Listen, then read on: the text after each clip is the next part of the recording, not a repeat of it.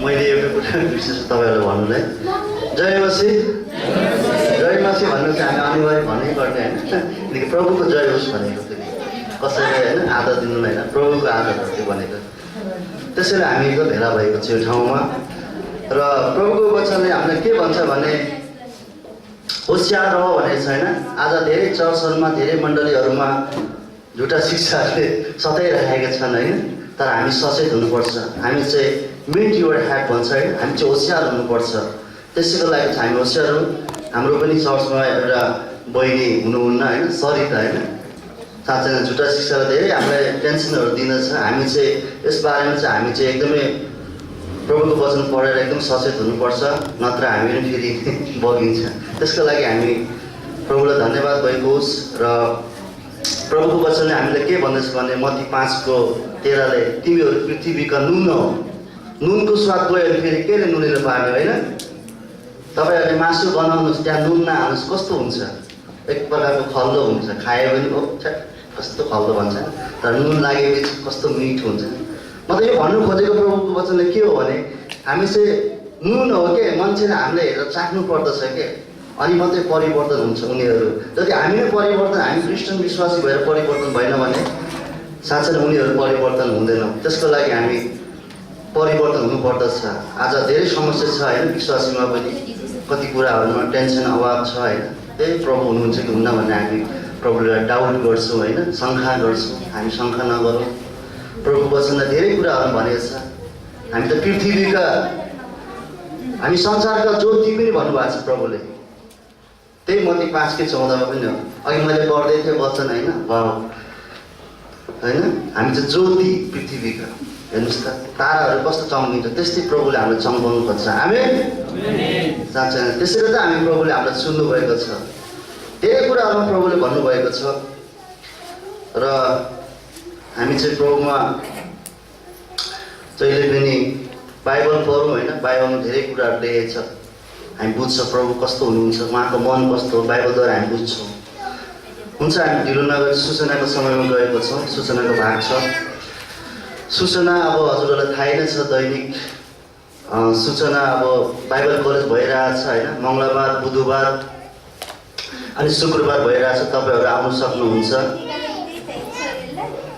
4 बजेदेखि 5 बजीसम्म होइन 3, 4, 5 बजीसम्म हुन्छ शुक्रबार अनि शुक्रबार सुसमाचार पनि हुन्छ तपाईँहरू आउनु सक्नुहुन्छ हजुरहरूलाई स्वागत छ आउनुहोस् होइन र दिदीबहिनी सङ्गति भइरहेछ मङ्गलबार 11:30 बजेदेखि 12:30 बजीसम्म कहिले 12 पनि बज्छ होइन तपाईँहरू आउनुहोस् प्रभुमा प्रभुले तपाईँहरूलाई साँच्चै नै धेरै आशिष दिनुहुन्छ हामी प्रभु जति नजिक हुन्छौँ प्रभुले त्यति आशिष दिनुहुन्छ हामी अनि एउटा कुरा के हो भने हामी प्रभुमा सुरक्षित छौँ साँच्चै नै भनेको प्रभुमा हामी सुरक्षित छौँ हामी नडरा भनेर भनौँ न एक्लै अर्कालाई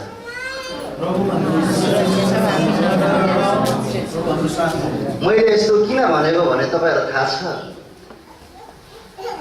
प्रभु आजै आयो भने हामी प्रभुसँग हुन्छ हामी डराउनु पर्ने केही कुरै छैन के हामी प्रभुसँग हुन्छौँ उहाँ त आउने उहाँ बादलमा आउँदा हामी उहाँसँग जानेछौँ तर संसारका मानिसहरू छोडिन्छ किन छोडिन्छ उहाँहरूले प्रभुले विश्वास गर्नु भएन त्यसको लागि उहाँहरू छोडिन्छ हामी चाहिँ रमाउन मलाई त आजभोलि साँच्चै भनेको टेन्सन त लाग्छ होइन शरीरमा छौँ तर केही पनि होइन जस्तो लाग्यो मलाई संसारमा हामी छौँ होइन यो शरीर भनेको क्षणिकभरको लागि रहेछ कतिखेर के हुन्छ हामीलाई थाहा छैन कि त्यसैले हामी प्रभु रमाउनु पर्दछ प्रभुले अघि नै भने नि वचनमा आनन्दित गर भनेपछि हामी आनन्दित गर्ने व्यक्तिहरू संसारको कुराहरू हेरेर संसारको अरूलाई हामी होइन हेरेर हामी निराश नहौँ हामी प्रभुमा खुसी हौँ हामी खुसी हुने व्यक्तिहरू हामी चाहिँ खुसी हुनुपर्छ कि आज शनिबार बिहान उठ्नुपर्छ भन्ने हामी चाहिँ प्रभुमा आनन्दित हौँ आज म सङ्गति हुनुभन्दा 10 मिनट 15 मिनट अगाडि आएको थिएँ किन भन्दाखेरि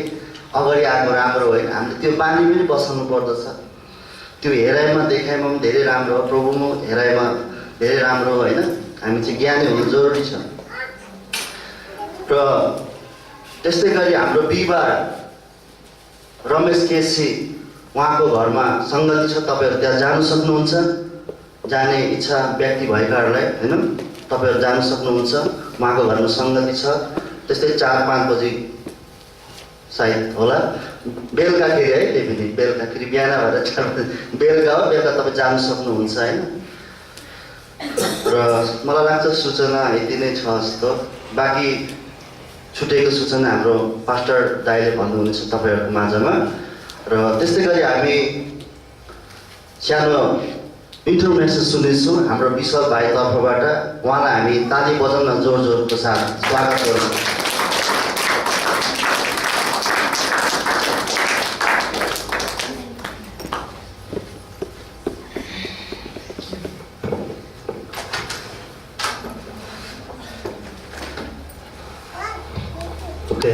जय मसी सबैलाई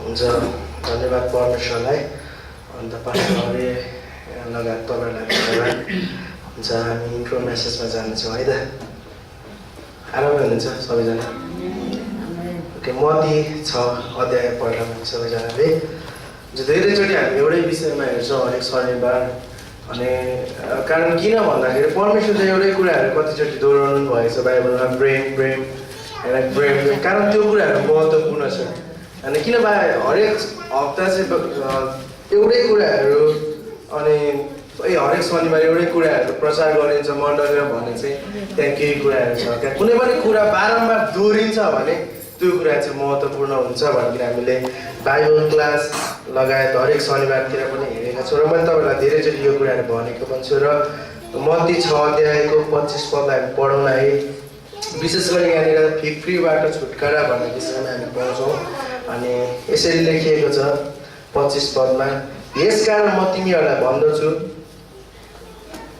हामी के खाउला वा के पिउला भनी आफ्ना प्राणका लागि साथै के पहिरौला भनी आफ्ना शरीरका लागि तिमीहरू फिक्री नगर अनि के प्राण भोजन भन्दा र शरीर लुगाफाटा भन्दा बढी होइन र अनि 26 पद आकाशका चराचुरुङ्गीलाई हेर विशेष गरी यो पदलाई याद गर्नुहोस् आकाशका चराचुरुङ्गीलाई हेर किनकि ती न त बिउ छर्दछन् न कट्ने गर्दछन् न ढुकुटीमा बटुल्दछन् तर पनि तिनीहरूका स्वर्गीय पिताले कसले स्वर्गीय पिताले तिनीहरूलाई खुवाउनु हुनेछ त के तिमीहरू ती भन्दा धेरै मूल्यवान होइनौ र अन्त 31 पद एकैचोटि यसकारण हामी के खाउला हामी के पहिरौला वा हामी के पहिरौला भन्दै तिमीहरू फिक्री नगर किनकि अन्य जातिहरू यी सबै थोकहरूको खोज गर्दछन्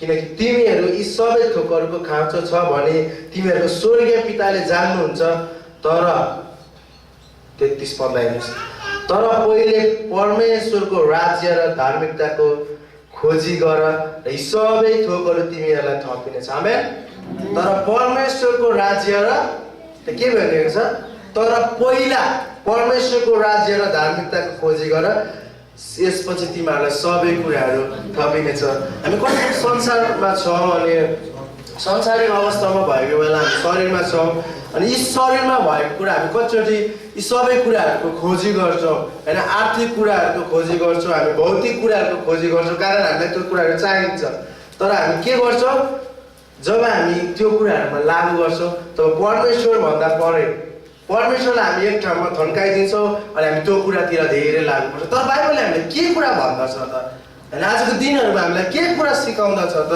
अनि बाइबलले भन्नु खोजेको कुरा चाहिँ के हो त तर पहिला के भनेको छ पहिला यहाँनिर पहिला भन्ने शब्द एकदमै महत्त्वपूर्ण छ तर पहिला परमेश्वरको राज्य र धार्मिकता खोजी गर्नु के हो परमेश्वरको राज्य र धार्मिकता खोजी गर्नु भन्नुहोस् त के हो परमेश्वरको राज्य र धार्मिकता खोजी गर्नु भनेको चाहिँ तर परमेश्वरको राज्य र धार्मिकता खोजी गर्नु भनेको चाहिँ यो हो आफ्नो जीवनमा आफ्नो दैनिक जीवनमा परमेश्वरलाई पहिलो प्राथमिकता दिनु यस प्रभु मेरो जीवनमा जस्तोसुकै काम किन नहोस् मेरो जीवनमा जस्तोसुकै फिक्रीहरू किन नहोस् मेरो जीवनमा जस्तोसुकै अभावहरू किन नहोस् तर प्रभु म तपाईँलाई पहिलो प्राथमिकता दिन्छु प्रभु तपाईँ हुनुहुन्छ मेरो पहिलो प्राथमिकता उत्पत्ति 22 को 14 पदले भन्नुहुन्छ परमेश्वर चाहिँ जुटाउनु हुने परमेश्वर हुनुहुन्छ अनि लुकाएको 37 पदले भन्छ परमेश्वरमा चाहिँ कुनै कुरा असम्भव छैन अनि यो जतिको महत्त्वपूर्ण कुरा के हुन सक्ला र प्रियहरू तर परमेश्वरको राज्य र धार्मिकताको खोजी गर यस मेरो जीवनमा म पहिला परमेश्वरलाई दिन्छु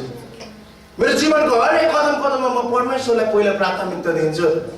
त्यो चाहिँ हो परमेश्वरको राज्य र धार्मिकता खोजी गर्नु पर्यो हैन। हुनसक्छ एक समयमा एक ठाउँमा हैन मेरो परिवारमा मेरो व्यक्तिगत जीवनमा मेरो आत्मिक जीवनमा कतिचोटि समस्याहरू आइपर्ला हैन, आर्थिक कुराहरूको समस्याहरू आइपर्ला अनि मेरो मण्डलीमा समस्याहरू उत्पन्न होला, तर पहिला म परमेश्वरको राज्य र धार्मिकता खोजी गर्छु हैन। परमेश्वरको राज्य र धार्मिकता खोजी प्रियहरू, परमेश्वरको राज्य र धार्मिकताको खोजी गर्ने व्यक्तिलाई कहिले पनि अभाव नै हो। अनि यदि त्यो व्यक्तिले स्वर्गीय दृष्टिकोणले हेर्छ भने, कारण यहाँनिर के भनेको छ, आकाशको चराचुरुङ्गीलाई हेर्न त, आकाशको चराचुरुङ्गीलाई हेर्नुहोस् त, तिनीहरू साँच्चै कसले पाउँछ? परमेश्वरले पाउनुहुन्छ।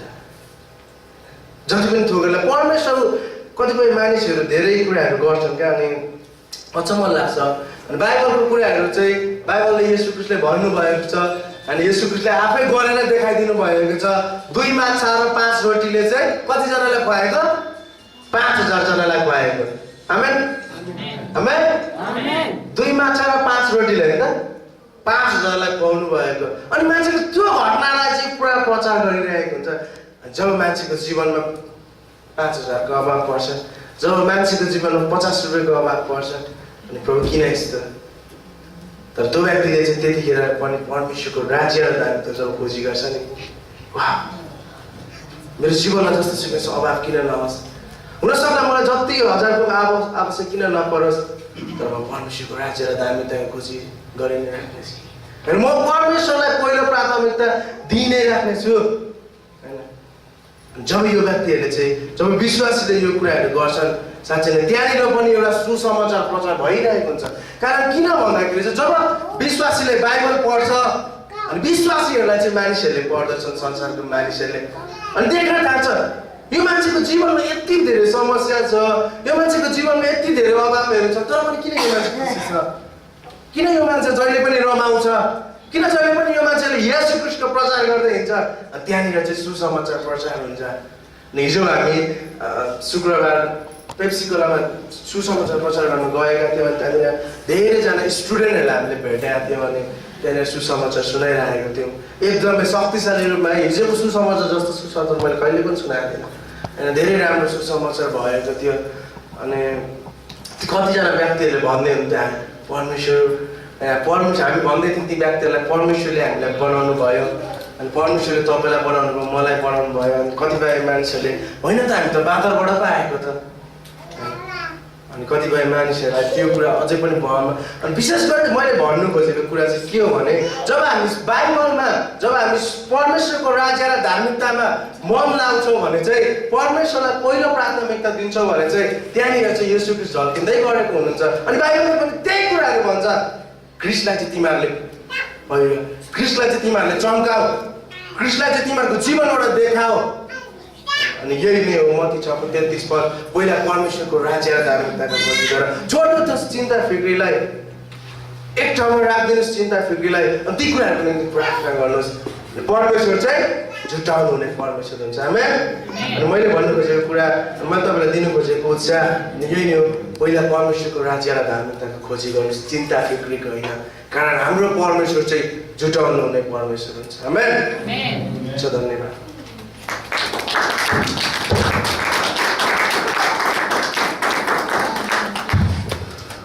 ताली थोरै भयो जस्तो लाग्यो, अलिक छोटै भयो।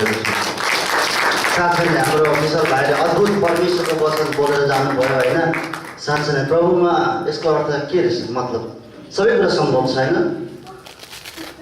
प्रभु सबै कुरा सम्भव छ। उहाँले 2टा रोटी 5वटा माछाले कति डाला उब्रेको थियो अरे? होइन, 12 डाला। साँच्चै आज हाम्रो जीवनमा पनि कति समस्याहरू आउँदछ, हामी के गर्छौँ?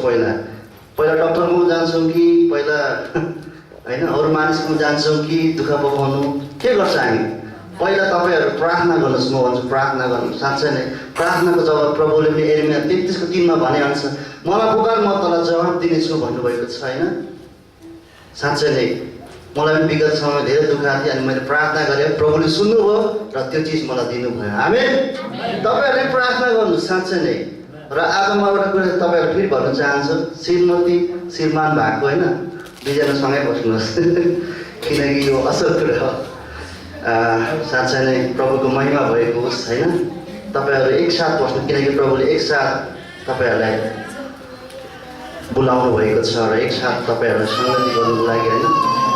त्यसको लागि हामी चाहिँ प्रभुमा एकसाथ हुनुपर्दछ। हुन्छ, हामी यो समय ढिलो नगरिकन